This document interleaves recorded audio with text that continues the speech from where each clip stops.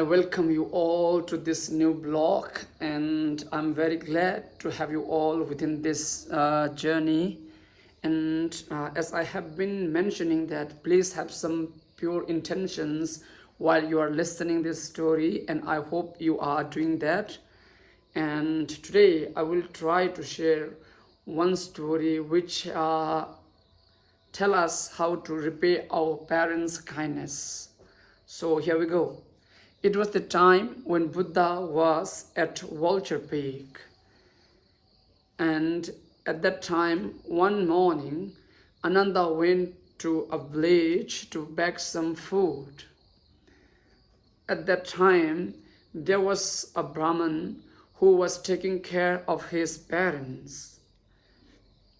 And whenever he got delicious and healthy food, he will offer that food to his parents. And whenever he got some unhealthy food, he will have it himself. So that incident was saw by Anand, and Ananda was very delighted, and he went to that person and he appreciated what he was doing. And at that same time, there was another person who doesn't like Buddha very much. So that person approaches to Ananda, and he told Ananda that your teacher Buddha, he claimed himself that he is the enlightened one, but actually he doesn't know how to repay his parents' kindness. That's why he left his father and wives when wife left behind, and he went into the forest. That statement hurts Ananda very much, and Ananda was very disappointed by that statement, but he could not do anything. So when he got food and he came back to Vulture Peak, and at that time Buddha was surrounded by thousands of bhikshu and bhikshunis and bodhisattvas.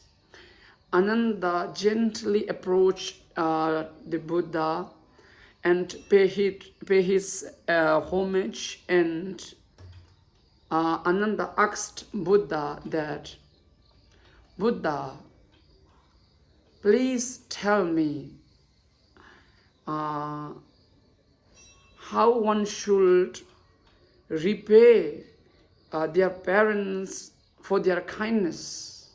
That was the question. Ananda just asked, what should one do to repay their parents' kindness? That was the question. And Buddha answered that question by telling him one story of his past life. So Buddha told him that before so many years, there was a king at Varanasi, and he had 3 sons and 4,000 leaders and 20,000 queens. I think it is normal at that time to have that much queen for a single king. So, and that king was very compassionate towards his people, and he served his people very well. So almost every person of that country, people loved their king. But there was one leader who hates the royal family, and he was determined to retaliate the royal family and against the king. So, in secretly, he gathered whole army union by his side, on his side, and he went against the king and royal family, and he killed that king and his 2 elder sons, And now there was only one son left, which was the youngest son. And that youngest son of the king also had one son, which was 7 years old at that time. So that leader killed his two elder brothers and father. Now that leader was searching for that youngest son. So now, by somehow, that youngest son of the king knows that that leader was coming for him. So he thought he will escape from his country to another country to survive. So the king was about to escape from his country, but he could not leave his son behind to die. So he came back again and grabbed his son in his arm, and he was escaping. But somehow queen realized that king was escaping from his country, so she also followed the king. And now king and the queen and the son was together to escape from their country to another country. In the middle of the path, they had finished all the foods which they carried with themselves, and now they are starving very strongly. So the king put off his sword, and he's about to kill the queen. So by her meat, the king and his son could survive. At that time, the 7-year-old little child grabbed his father's hand and asked him, "Father, what are you about to do?" And father replied him that, "If we didn't kill the queen, you and I won't be able to survive. So we must have to kill the queen to survive." That was the answer from the king. And son told his father that, "I could not be survived by eating my mother's meat.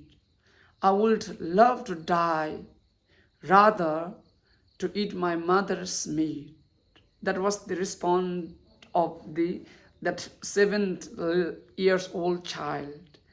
And instead of that, that 7-year-old little child insisted his father that he had one wish, please fulfill that wish. And father asked him, "What is there that I could help you?" And son told his father that, "Please, father and mother, eat my meat so that you could survive." That was that 7-year-old boy's wish. And father told him that, "You are like an eye to me, and there is no one who could block their eyes and eat themselves.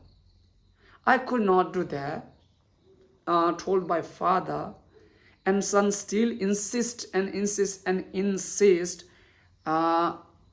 At the end, king and queen agreed that they will eat their son's meat to survive. So now the parents are eating their son's meat and walking to the paths. And son was also eating little his meat to survive. And day went by, but still they could not reach their destinations. And now they are still starving again. And son again, that little boy, asked his parents that, "Please, father and mother, eat his left meat which left his body a little bit. Please eat them and walk on the path towards the destination. And father and mother uh, agreed and eat their son's meat with full eyes of tears. And now the son was about to die, and that son requested their parents that please left him behind and eat whole his meats. And father and mother eat their son's meat and went towards their destination. And now, at the last breath of that little boy, he glanced his father and mother till they vanished from his view. And he prayed that in that last breath that I wish I may cleanse all the sins that I have done in my past by doing today's offering my meat to my parents. And I wish my parents have the brightest future and they never have a suffering even in their dreams. And in my future, by today's virtue, I may attain the enlightenment and I may be able to liberate the whole sentient beings. That was his last minute's prayer. So that was the story. And Buddha told Ananda that, Ananda, don't misunderstood that king rather than other than right now my father Shuddhodana. And don't you misunderstood that queen is someone else. She is none other than my own mother, Maya Devi. And that little boy is not anyone else rather than Buddha himself. So Ananda, one should do everything, even if it takes one's life. You should offer your life or sacrifice your life to repay the kindness of one's parents. That was the Buddha's response. And from this story, I think Buddha teaches us a lesson that we should do every possible things we could do to repay our parents' kindness. These days, most of the children doesn't consider to repay their parents' kindness. Most of they think that it is their duty or it is their responsibility of their parents to take care of their children. Yes, it is, but it is also the responsibility of their child to repay for their parents' contributions and service for them. So I think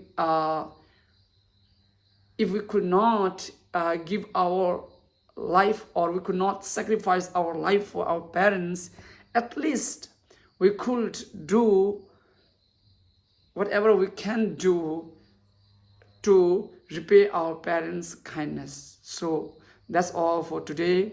I hope you may have learned something from this video, and stay tuned. We will meet soon in this blog. So okay, have a good day.